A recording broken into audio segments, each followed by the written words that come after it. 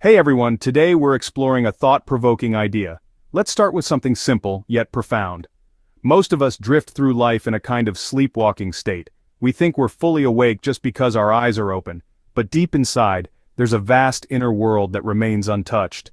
Being awake isn't just about physically getting out of bed in the morning, it's about illuminating our inner self, uncovering who we truly are beneath the constant mental noise and distractions.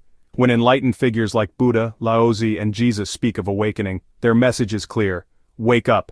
That's the essence of every deep teaching. Awareness is the key. Yet we tend to believe we're already awake. We go about our routines, eating, sleeping, and working, thinking that's all there is. But true wakefulness is not just about bodily movement. It's a deep, inner clarity. The illusion of being awake. Imagine you're dreaming. Everything in the dream feels real: happiness, pain, fear, until you wake up and realize it was all an illusion. The same applies to our daily mental chatter. We experience a constant stream of thoughts, believing them to be reality, but in truth we are caught in a waking dream. Our minds generate endless stories about ourselves and the world, rarely questioned. But the moment you become a true observer, watching your thoughts and emotions with a quiet awareness, something shifts. Suddenly, the dreamlike nature of those thoughts becomes obvious, and you catch a glimpse of genuine presence. Why we stay asleep. It's no coincidence that we live in this half-awake state. We are conditioned from childhood.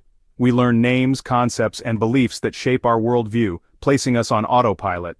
We then create gods or ideologies that reinforce our personal biases, becoming so attached to these mental constructs that we forget the silent observer within. Buddha, like many who reached awakening, wasn't concerned with discussing deities or heavens. He understood how easily people project their confusion onto such ideas. Instead, he offered a straightforward path: train yourself to be fully present. In that alertness, the mental noise subsides, and reality reveals itself clearly.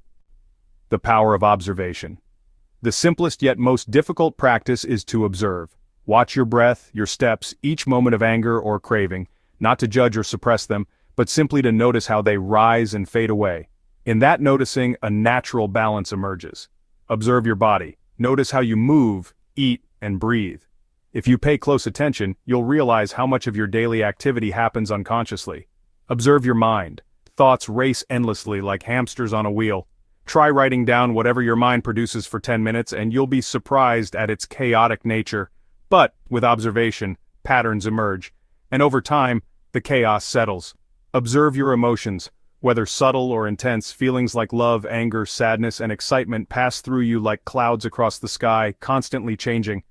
When you watch them with detachment, they lose their ability to control you. This moment-by-moment awareness polishes the mind, little by little dissolving old habits and restless impulses, making way for a calmer and clearer perception. Going beyond the self. As your observation deepens, a transformation takes place. You begin to feel larger than your thoughts and emotions. This is where real awakening begins. Some may call it cosmic consciousness, others enlightenment. The label is unimportant. What matters is experiencing the freedom of no longer being bound by old conditioning. Why this matters. When you reach this clarity, the fear of death diminishes. It's not that the body won't die, but you come to understand that awareness itself isn't confined to this physical form. This realization brings an unshakable peace and profound joy. Buddha described this freedom when he said an awakened being knows no suffering, because suffering arises from an unexamined mind. A practical invitation. This might sound abstract, but it's actually very practical. Start small. Pause and breathe whenever you remember. Feel the air entering your lungs, notice your footsteps as you walk, fully experience each bite when you eat, and be mindful of your words as you speak. Make space for stillness. Whether it's 5 minutes of quiet in the morning or a brief pause before opening a door. In that silence, simply observe your thoughts without grasping at them. Through these simple acts of attention, you cultivate wakefulness, and that wakefulness is the doorway to a life infused with presence and joy. The great truth echoed by all awakened beings in different words is that life only truly comes alive when we are fully aware. Awareness is the key to freedom. Not through adopting new beliefs or escaping the world, but by seeing clearly, seeing ourselves, seeing others, and seeing reality exactly as it is. And in that clarity, we rediscover the simple miracle of being here now. Or, as a wise sage might say with a gentle smile, wake up, you've been dreaming.